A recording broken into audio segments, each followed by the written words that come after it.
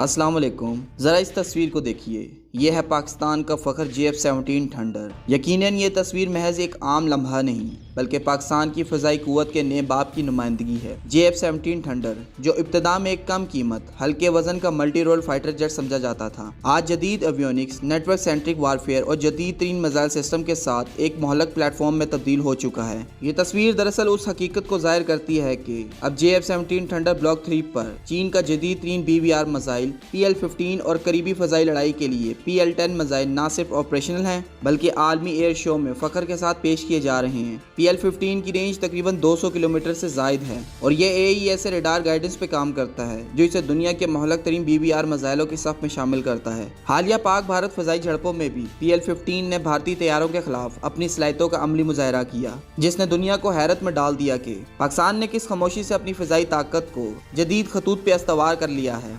JF-17 पर PL-15 की तनसीब महज एक अपग्रेड नहीं बल्कि ये एक स्ट्रेटेजिक बढ़तरी की अलामत है। ये इस बात का सबूत है कि एक लाइट वेट और कम लागत का त्यारा भी जदीद हथियारों और नेटवर्क वारफेयर सलाहियतों के जरिए चौथी और 4.5 जनरेशन के भारी भरकम त्यारों का मुकाबला कर सकता है। दुश्मन त्यारे जैसे Su-30 MKI जिन्हें भारतीय फजाइया का सतून समझा जाता है, वो भी अगर डॉग फाइट की सूरत में JF-17 थंडर के मुकाबले में आ जाएं तो PL-10 की हाफ ऑफ बोर्ड साइड खसूसियात की बदौलत इनको निशाना बनाना मुमकिन है, क्योंकि PL-10 हेलमेट माउंटेड सिस्टम के साथ मिलकर इंतहाई जावियों से भी हदफ को लॉक और तबाह कर सकता है। मजीद अहम बात यह है कि पाकिस्तान की एयरफोर्स अब नेटवर्क सेंट्रिक वारफेयर के तहत तमाम असासे जात को एक मरबूत निज़ाम में ला चुकी है। KJ-500 जैसे एवॉक्स त्यारे मैदान जंग में JF-17 थंडर जैसे फ्रंट लाइन फाइटर को डेटा फ्राइम करते हैं। अगर किसी हदफ को JF-17 खुद नहीं देख सकता तो एवॉक्स इसका डेटा लिंक के जरिए JF-17 तक पहुंचाता है और यह त्यारा PL-15 लॉन्च करके दुश्मन के त्यारों को मीलों दूर तक मार सकता है। यही मुनाजिर हालिया जंगी हालात में देखने को मिला,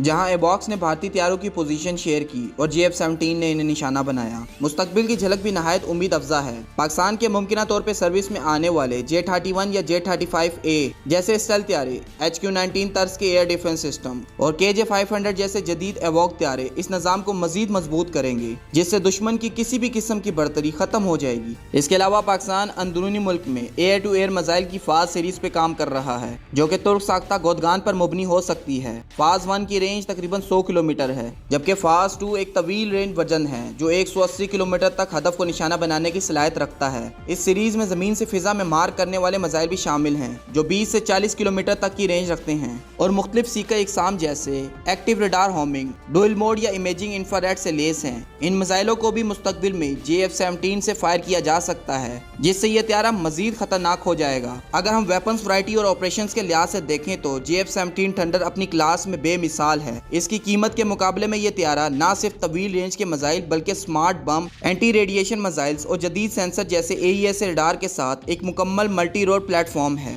इस कीमत में इतने मोहलक और वर्सटाइल हथियार किसी भी दूसरे त्यारे में दस्तयाब नहीं, जो कि आलमी सतह पर JF-17 को एक पुरकशिश एक्सपोर्ट ऑप्शन भी बनाता है। यह तस्वीर एक नए दौर की नुमाइंदगी कर रही है, एक ऐसा दौर जहां पाकिस्तान ना सिर्फ दिफाई तौर पे खुद कफील हो रहा है बल्कि जंगी टेक्नोलॉजी में आलमी सतह पे मुकाबले के लिए तैयार खड़ा है। अगर आपको हमारी ये वीडियो पसंद आई है तो हमारे चैनल को लाइक, शेयर और सब्सक्राइब ज़रूर कीजिएगा। बहुत शुक्रिया। अल्लाह हाफिज़। पाकिस्तान जिंदाबाद।